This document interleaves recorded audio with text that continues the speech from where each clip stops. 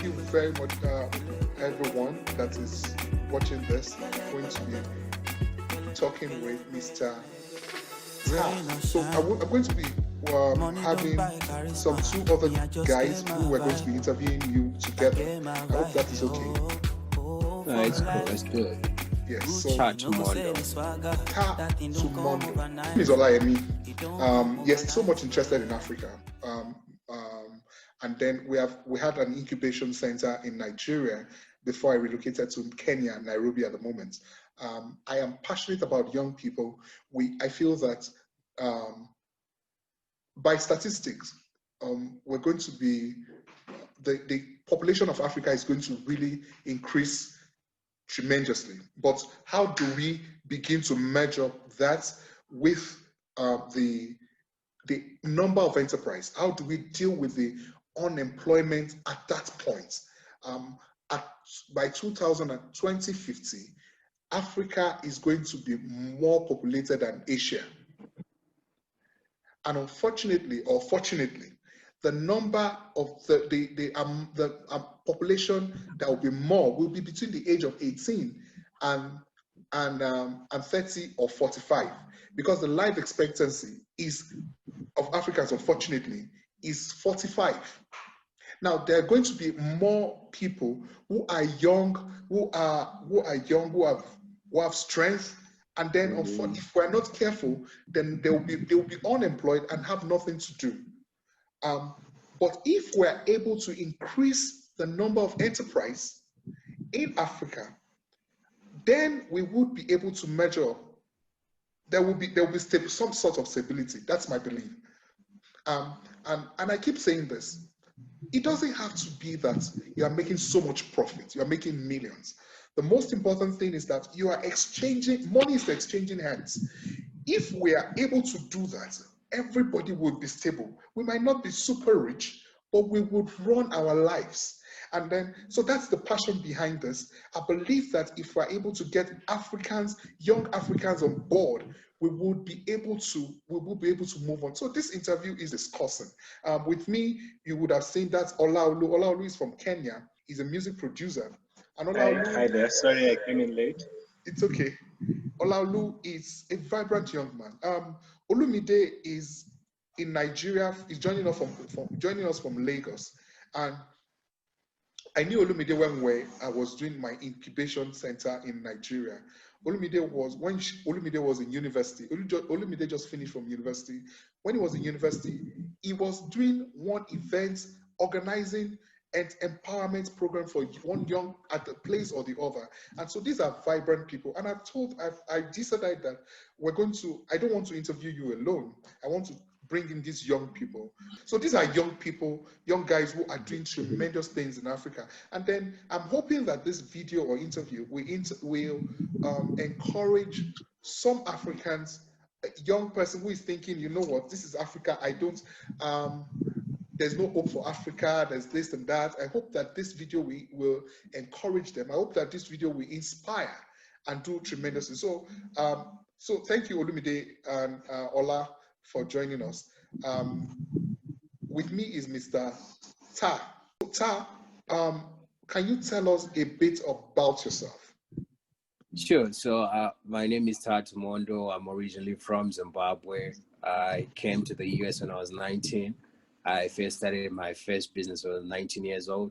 I went to college for business administration, and I dropped out in my senior year because I realized I didn't want to be a college student, or I didn't want to go the traditional route that everybody has went through. I wanted to own my own enterprise. I wanted to work for myself. I decided to become an entrepreneur. I started my first company, which is Taa Tomondo. I started back when I was in college. I started off with a few clients, and yeah, we grew from them. And now Taa Tomondo is looking at, we're managing over $2.5 million in assets. So we started off with literally like maybe 5 clients, and that was when I was in college. And then we just grew from there.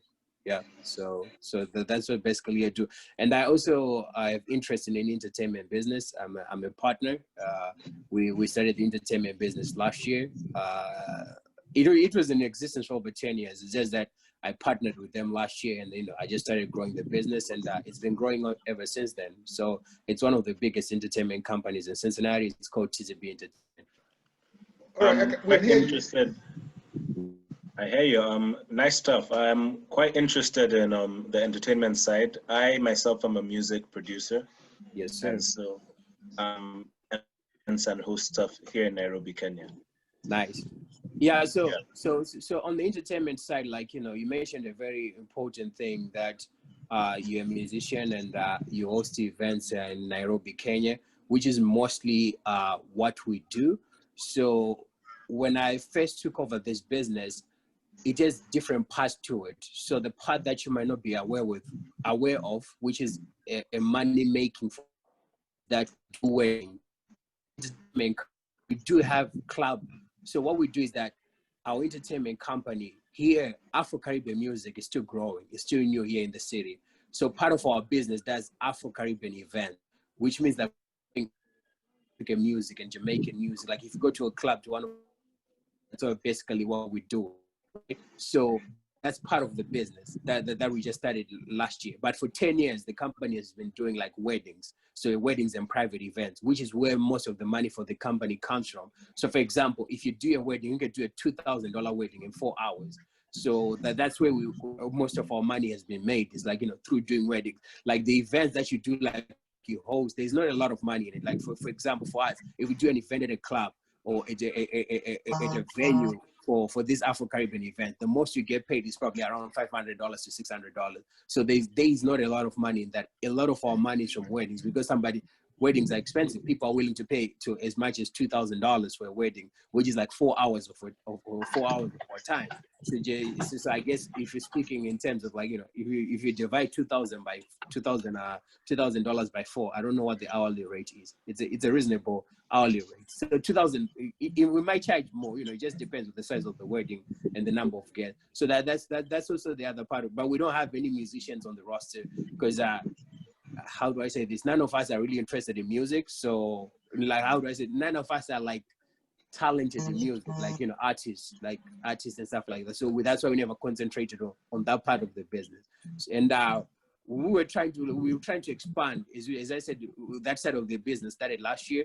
We're trying to get into like getting African artists and stuff like that too, because we're really big in this city. So in our city, there's no one who really brings African acts like that. There's a company, the African company, that does that, but they don't do it on a higher level, because the point that we're like at a very high level where we can bring like an African artist and stuff like that. So those are other avenues that we're considering as you move forward as a company.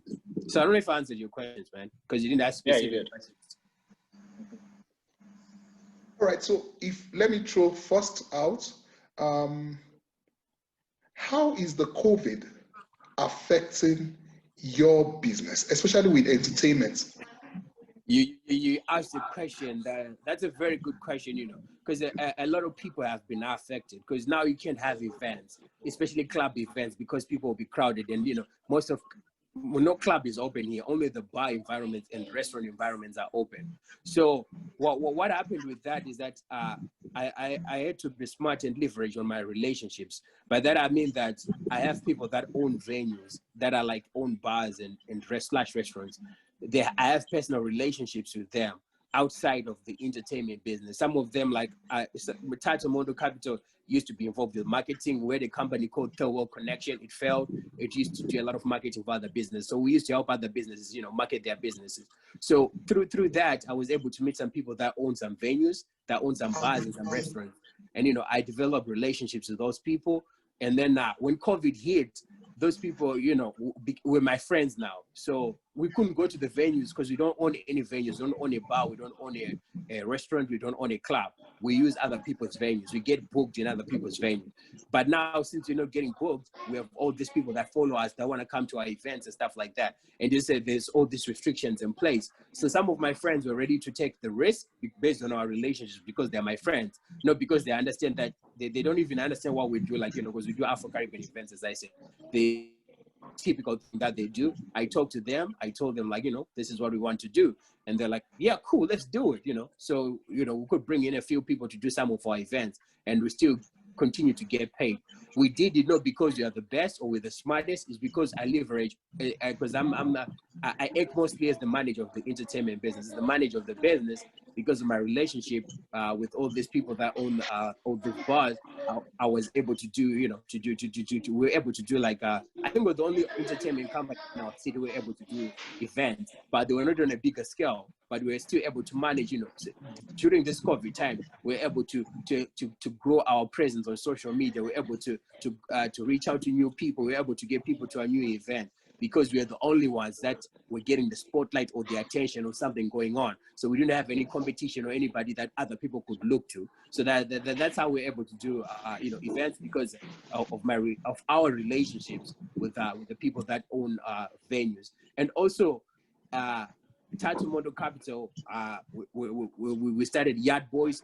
Yacht Boys owns like a lot of boats, so some of the boats you can use them for events. So because of that, with COVID, you can get away doing events, some events where you don't usually have events. For example, on the water, they're not really strict on the water like that. So we're able to bring a few people to do events. And that's because of I own other businesses outside of the entertainment business. So I was able to leverage, to use my other business to continue doing events during this COVID time. So that's how I've been able to stay active. Sorry, I talked a lot. I don't know if I answered your question. No problem. Ola, please go ahead. All right, I think you definitely did answer it. Okay, cool. Sorry, go ahead, Michael. All right, thank you. Before COVID, before the pandemic, what was your online engagement with your clients? Yeah, so to answer you, mostly with the entertainment business, because I'm the one who runs, by the way, I'm the one who runs the social media, including the Instagram and the Facebook. Our Instagram is great. So if you have time, check out Cincinnati Afro-Caribbean. The engagement was great, but it wasn't as it could have been, because everybody was forced to be on their phones. You know what I'm saying? So now they could see it. And now I didn't have to spend a lot of money, because we used to spend at least maybe $50 to $100 to $200 per week on sponsoring ads on Instagram, on Facebook, so that we can increase our engagement and stuff like that. So I think our engagement, if you could talk in terms of percentage, maybe there was like a 10% increase without us spending any money, because I know after COVID there was a 10% increase, but before COVID you had to spend a lot of money on on ads and stuff like that. We're sponsoring some ads on Instagram, on Facebook, so that we could have people engage with our content. We could force the content into people's faces. But because of COVID, we didn't have to do that anymore, because people were so bored and they were like in their houses, not able to leave. So guess what they're doing? They're forced to be on their phone. But what I did too, I had to spend a little bit of money too on sponsorship and stuff like that. So since I knew people were in the house, I needed to get our content to the people and people to know more about us, because I know people definitely are looking at their phones and they are going to be like, they're too bored. They're going to end up looking at your thing. If they continue seeing it, they're definitely going to click on it. So we ended up spending money on that as well. But we didn't spend as much before as COVID. But our engagement wasn't so bad, because I don't know how to properly answer this, but I'm really good with social media. And what we do is easy to get people engaged. Like, we don't just tell our story as a business. We try to incorporate other people's stories into building what we're building. For example, we have an entertainment brand. I might see a kid from Nigeria dancing, right? Dancing to some Davido. I'll be like, oh, that's cool. I post it on our Instagram. Although that's not our content, I just take the person that originally, posted it. But then I'm posting this kid. This kid is creating content for us. That content is keeping us. People will talk in the comments like, oh, this kid is dancing so nice. Oh, guys, I can't wait to be at the next event. Oh, what's that dance? I want to learn it next time I come to your event. So for us, engaging with our customers is it's easy when it comes to the entertainment business and stuff like that. So post-COVID, are you looking at investing more on the what do you are we looking to? Can you on that question? Yeah, let me add to that question. Let me add to Mide's question. What if COVID extends for another year? What happens? Because I'm asking that question because of a young person in Malawi or in Lagos that is into entertainment and then is thinking, what happens? The airports are not opening and all that. What happens if I'm in an entertainment space and then this COVID extends to over Christmas, which is supposed to be height of my career or my Okay. the thing. What happens if COVID extends? Okay, I'm gonna tell you this thing, right? We all stay in different countries. Our situations are different. So I'm gonna speak on my situation, and I hope somebody can pick up something on it, right? If for me COVID was going to continue, like for example, right now I have the boat business. Like I could put my events on the boat and get away with it because I take all the risk. If the government is going to say something, is going to deal with me through that boat business. So now I how do I say this? For me, if COVID continues, I could figure out loopholes. There is always loopholes, right? Like for me, if when COVID started, you know, I could have stopped and folded my hands that we can't do events anymore, right? I would have like my friend that I have networked within the industry, like, you know, yo, listen, what can we do to make this happen? Like, you know, everybody's trying to make a little bit of money here and there. How can you do that whilst keeping people safe and whilst making sure, you know, everybody's comfortable? You need to figure out, because if you just fold your arms and say like, oh, COVID, I'm still going to wait until COVID is over. As you say, it might not be over. Use this time to network, talk to people. Like for me, for example, in this COVID times, I've networked with 3 millionaires I never knew before. They're now my buddies. We now text every day. We started talking because of what? Because of COVID. If it wasn't for COVID, I wouldn't have met those millionaires. But now we're buddies. We network, talk to people. I've networked with a lot of individuals. Like even here online, you know, I've networked with a lot of people. I've even met some other millionaires on Instagram, right here on Instagram, through my Instagram page. I've reached out to people like, yo, what's up? Can we do this? Keep asking questions. You know, I've used this time because I know everybody is glued to their phones.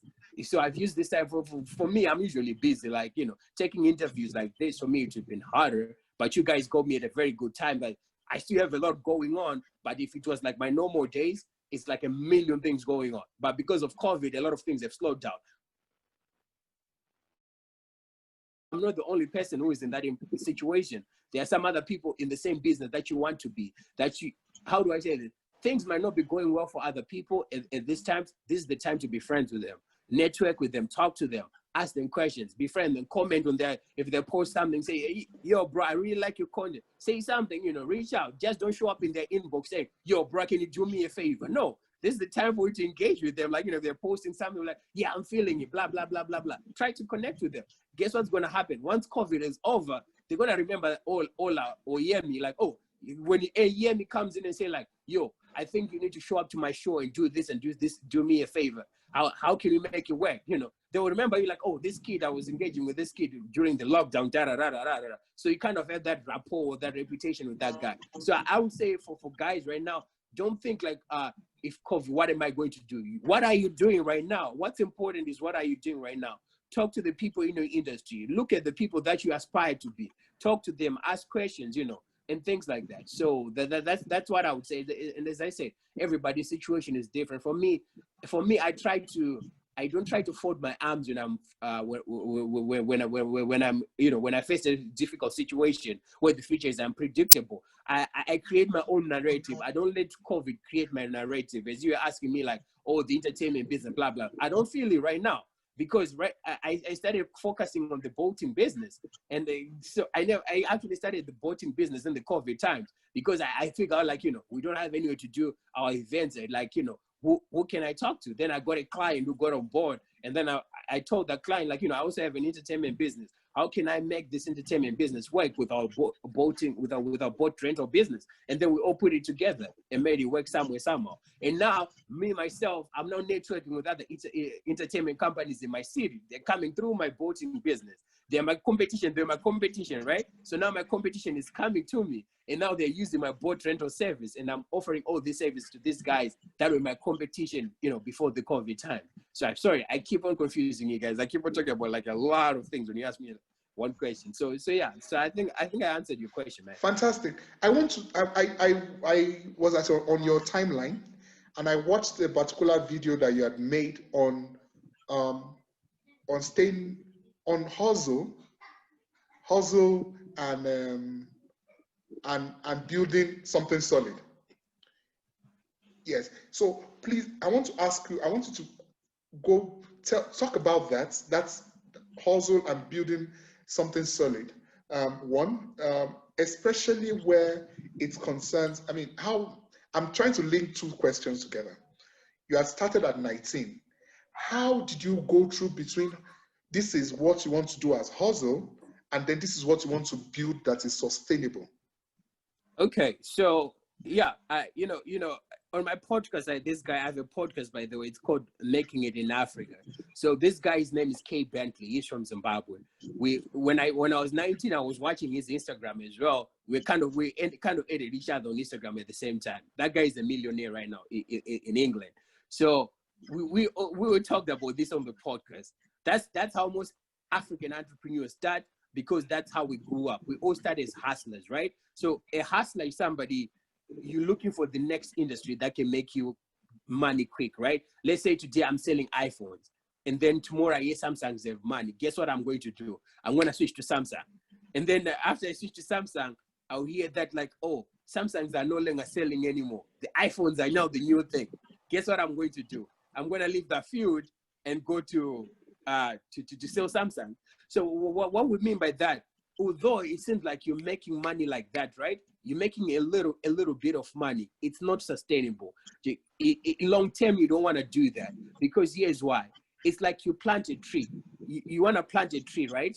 And you want to water a tree. You want to water it. By watering, you want to water the tree, see it grow, see it grow, see it grow, see it grow each and every year, right? Sometimes it might not grow as much as you wanted. Then that's why we figure out, should I put manure on this tree? Or what's going on with my tree? Do I need to put in more water? Now you're studying the soil content and stuff like that, where your tree is at.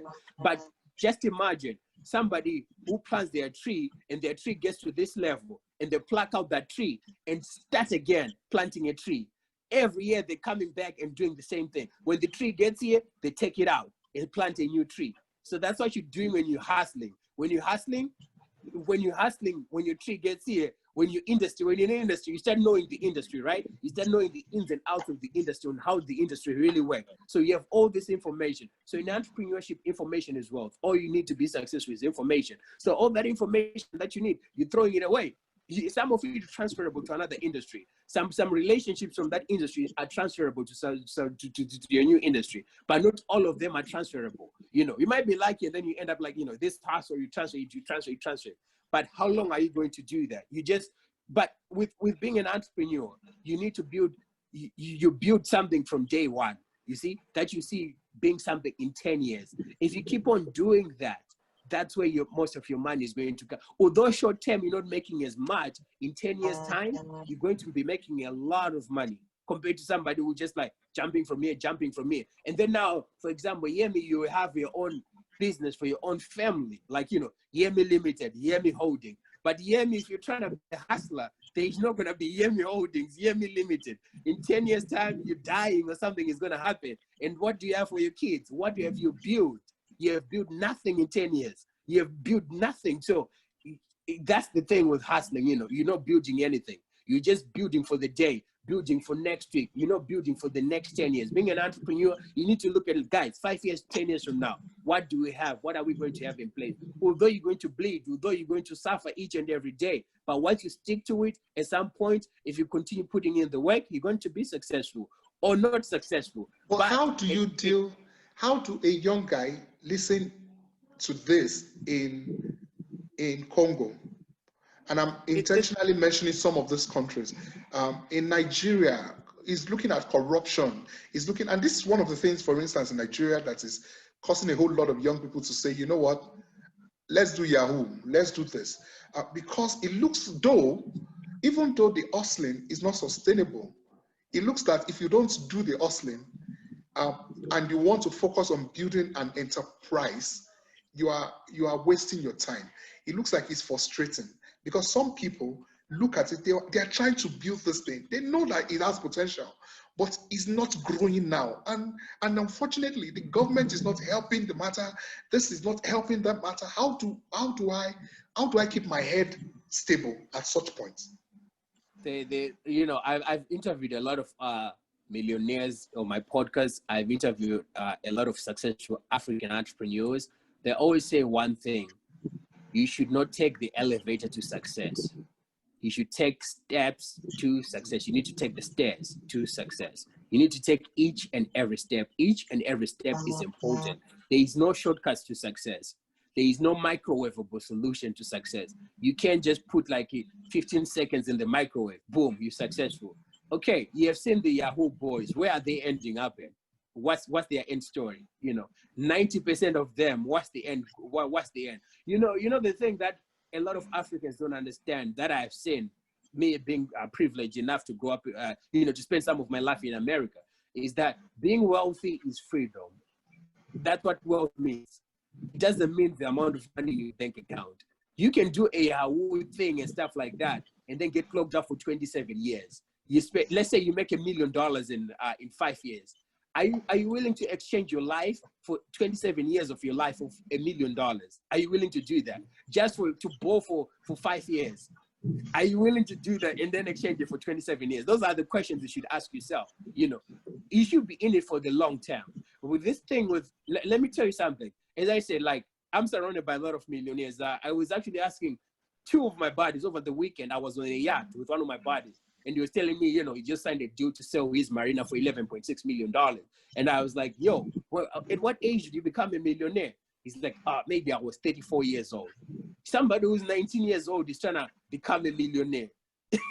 It's too early, bro. Put in some work. It's too. You need time to purify your mind. You need time to create a work ethic. You need time to learn about people. You need all this. You need to learn all these things. But we need to take all these shortcuts. And I was talking to T. Muller with Muller VIP Rentals, an entrepreneur based in South Africa. He's a multi-millionaire too. And I asked him, at what age do you become a millionaire? You become a millionaire 30 years old. A lot of people, if you're smart, if you're really smart, you become a millionaire at 35 years old.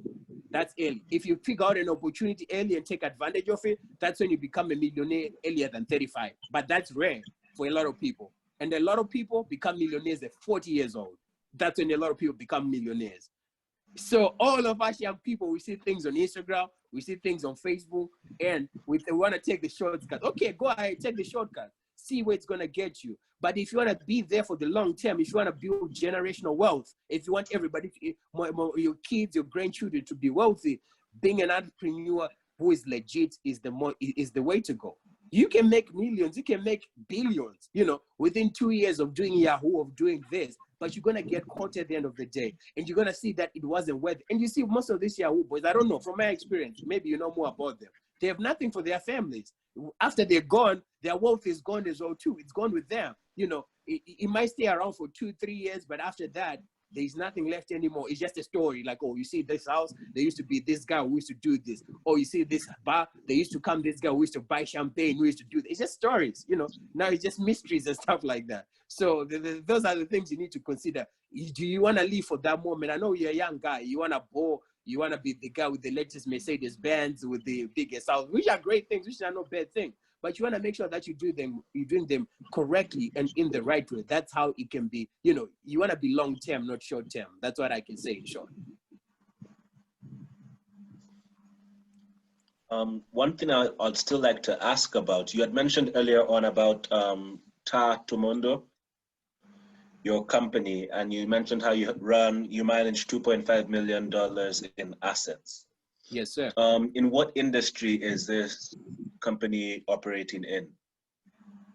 Yeah, so we have an asset management company, and we also have a tax administration company connected to it, and we also do a lot of marketing for it. But most of the assets are coming in from our own company. So we have yachts. We have a lot of yachts, and I think one of the yachts is worth $1 million. The other one is worth $500,000. And then we have other ordinary boats, and that'll get you to it's probably get you to at least $3 million in assets that we're managing right now. So those are parts of the, and then we also have premises that we're also managing, and but it's through different companies, not only through one company. So that's the companies that we're managing assets for is are 2 different companies for now. No, it's a total of 3 companies that we're managing assets for now. So yeah, so those are the assets that we're managing at Taa Tomondo Capital. assets. Yes, sir. Oh, okay. What I'm trying to ask about the what do you see for Africa and young Africans in the next 5 years? Okay, so I'm getting excited, man. I like these conversations of like entrepreneurship. We're getting more of these conversations, and I want to see more of those conversations going. And I think we headed for the right direction. You know, people want to get into entrepreneurship, but what I've seen that a lot of people will look at me, for example. You look at my Instagram, you see me like maybe in an exotic car, right?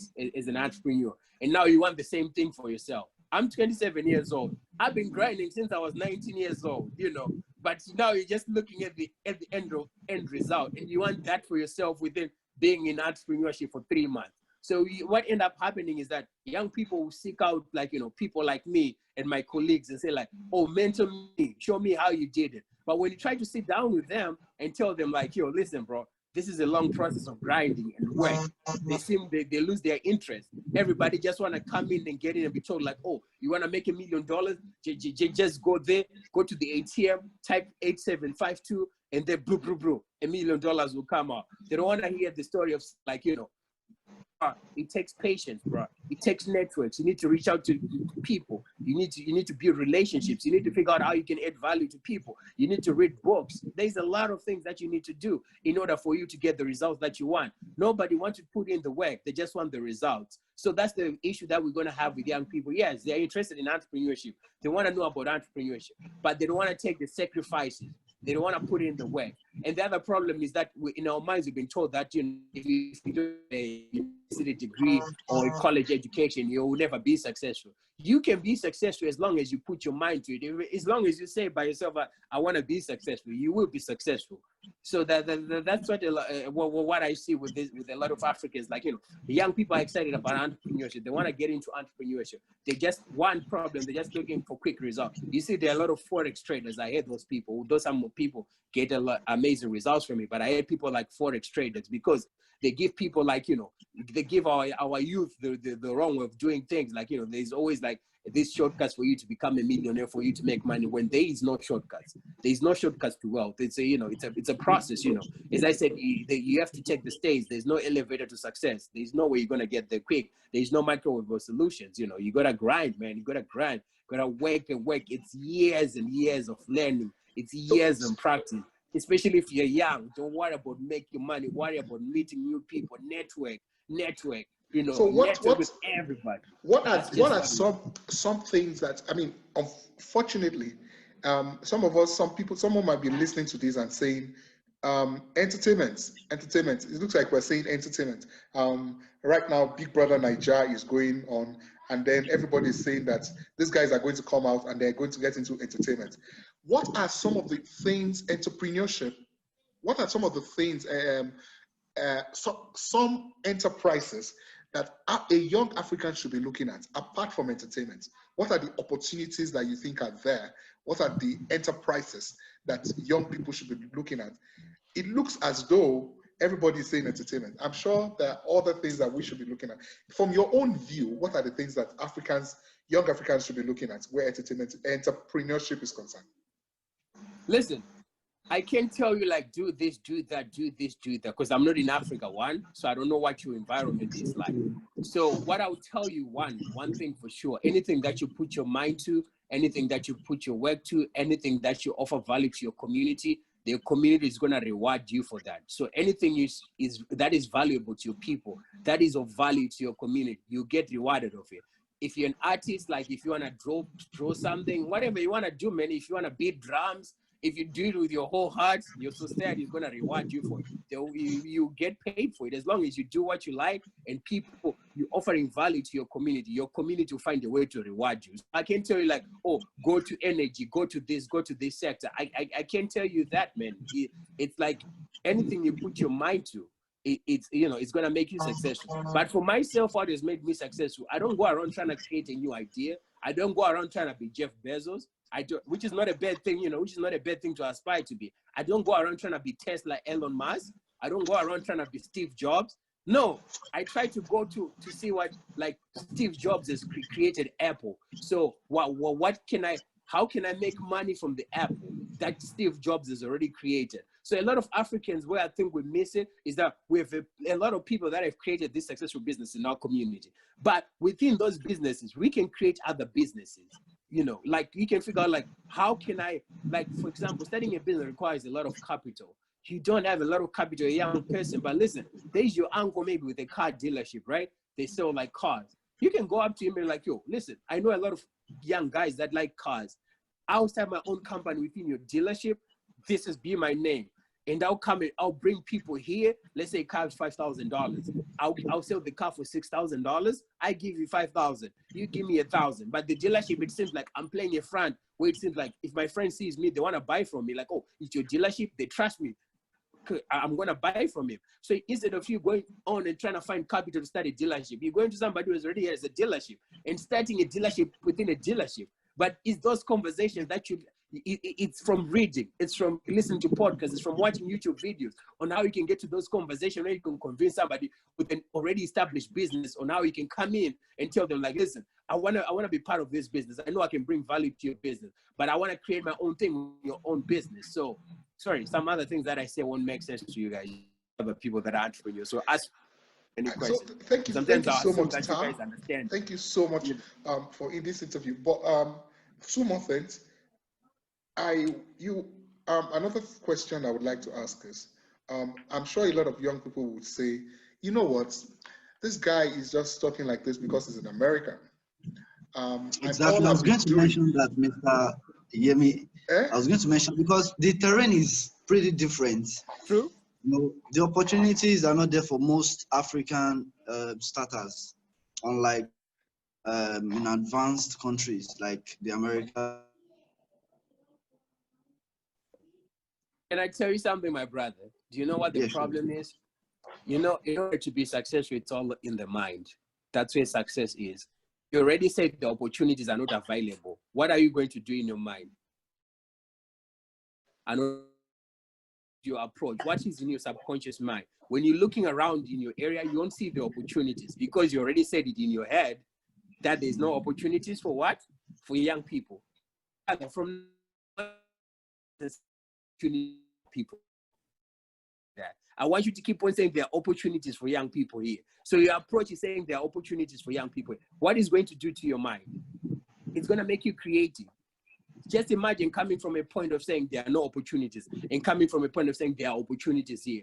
Your mind begins to be creative once you start doing that. But if you say there are no opportunities here, it's going to make you relax and say there are no opportunities, my brother. And then your friends will be like, yeah, there are no opportunities. But guess what? You're not going to America.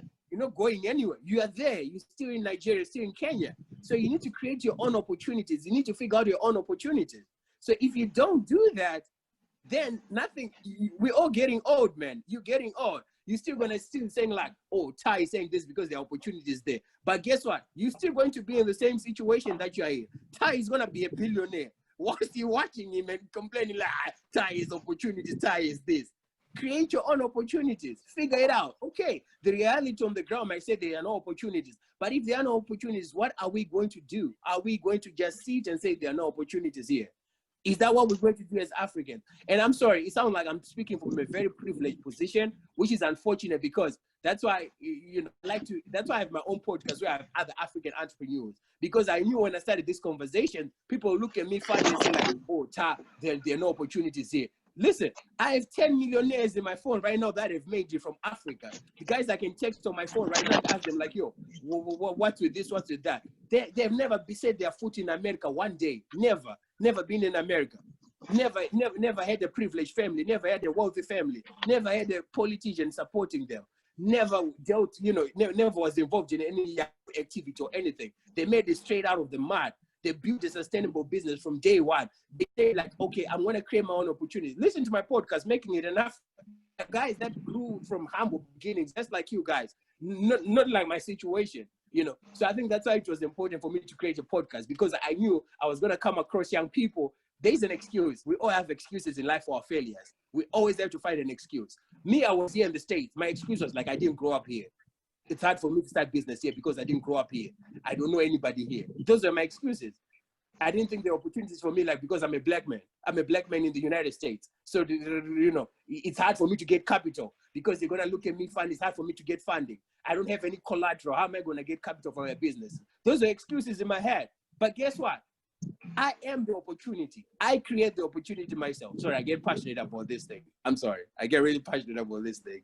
So yeah, so it's okay, because I think you have answered a bit of what I was going to ask also, because a lot of Africans feel that until I get out of the shores of Africa, I will not make it.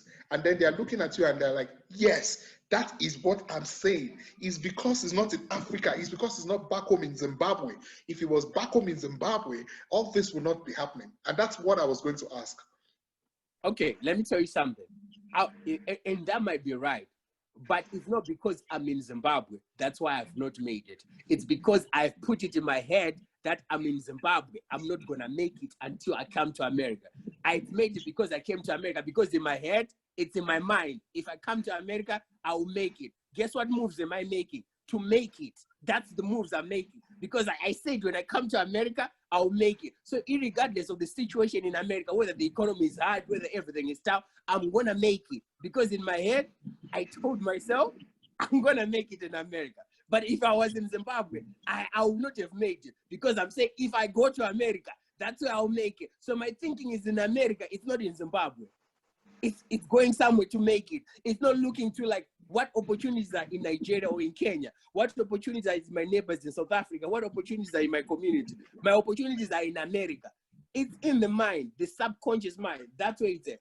These high-level conversations I'm having with you guys, some people are looking at me funny now. And it's okay. You don't understand. You're not on that level yet. Your vibration is still low. You're going to get to that level. Let me ask my last question. Sure. Yes, my last. I keep saying my last question. What was your lowest financial state, and how did you deal with it?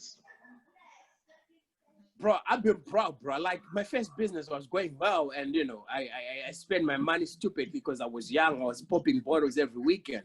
But you know, some clients, like one of my clients, because you know, I had a client that I thought I was gonna have for a long term, and he was paying most of my bills. And they found somebody else to do business with.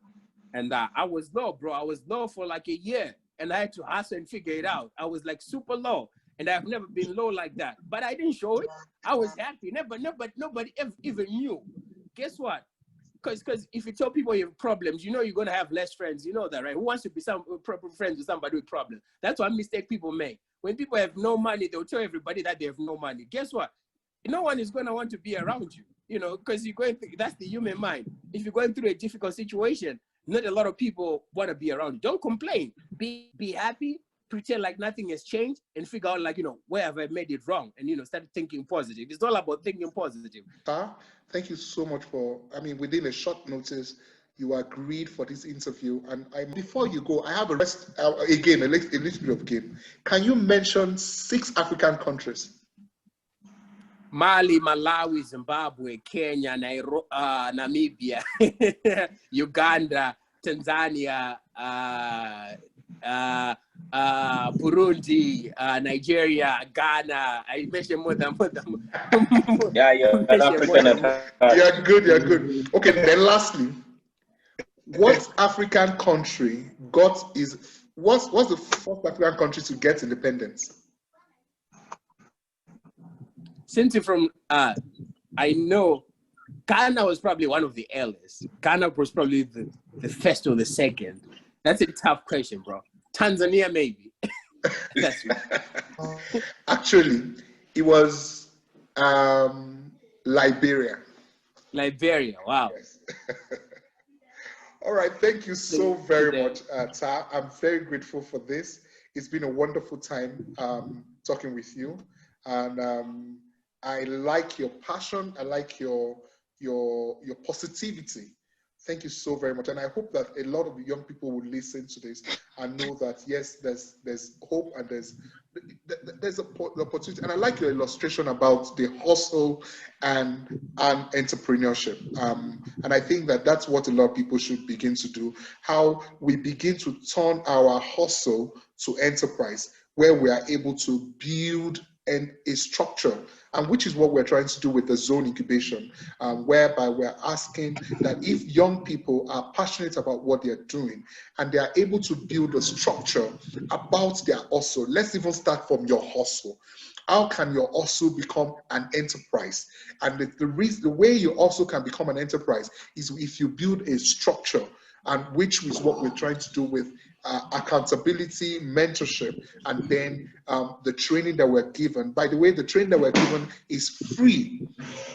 But the only thing that we are requesting is that we want to see how you want to build your structure. So on this, there's going to be a link on this video on how to get the registration and then come onto the platform, the Slack platform. We have a Slack platform where you are able to come on board, and then month after month we'll take you through a monthly performance review on what you're doing and how you're doing it. And then we want to build a structure, because we believe that if African enterprises are able to build the structures for their business or for their hustle, their hustle will be able to be structured, and then eventually, because it's a structured business that you get that gets funding, is a structured business that can get partnership, so that you are not just at the end of it all life building all kind of hustles without necessarily building a structure around it. And that's what the zone is about. Thank you so very much, guys. Thank you so very much, Taa, again.